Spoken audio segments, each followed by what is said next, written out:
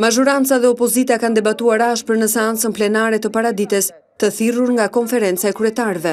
Në krye të nisjes së punimeve, opozita përmes deputetit Namik Dokle i cilsoi ndryshimet në rregullore të propozuara nga mazhoranca si atentat ndaj kushtetutës dhe parlamentarizmit. Për socialistët, edhe futja në kalendar me procedurë të përshpejtuar për kufizimin e imunitetit të deputetit është një atentat që synohet i bëhet opozitës. Erdhët sot këtu me një qorb antikushtetuese dhe antiligjore.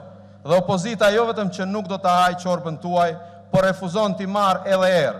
Absolutisht të gjithë jemi dakord të hiqen imunitetet atyre që prokuroria i kërkon.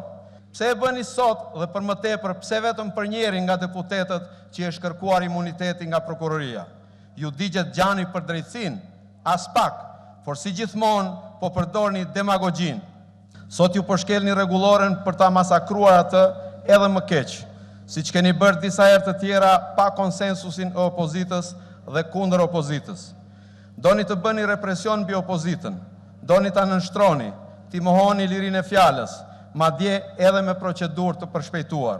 Në kundërpërgjigje të qëndrimit të socialistëve, kryeministri Berisha, duke e cilësuar lirinë e fjalës dhe të mendimit si shtyllë të parlamentarizmit, ftoi deputetët e opozitës të sjellin amendimet përkatëse në kushtetut, duke premtuar se në këtë mënyrë mazhoranca do të tërhiqej nga kërkesa e saj. Ky ndryshim që ju e kundërshtoni do hiqet nga rregulloria që në momentin kur ju të sillni këtu në parlament si dëshmi e një vullneti të vërtet për të ndihmuar vendin tuaj amendimin e kushtetutës së Shqipërisë.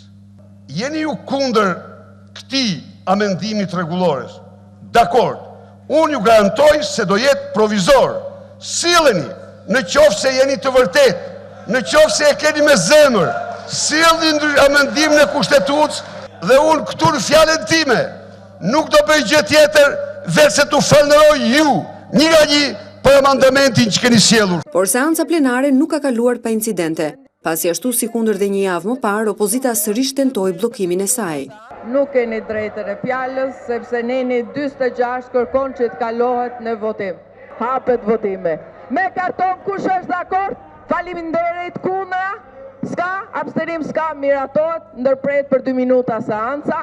Në fund të punimeve të kuvendit me 73 vota pro, u miratua projekt vendimi për shqyrtimin me procedurë të përshpejtuar për ndryshimet në rregulloren e kuvendit, si dhe kufizimi i imunitetit të deputetit dhe kushteve për autorizimin e ndjekjes penale.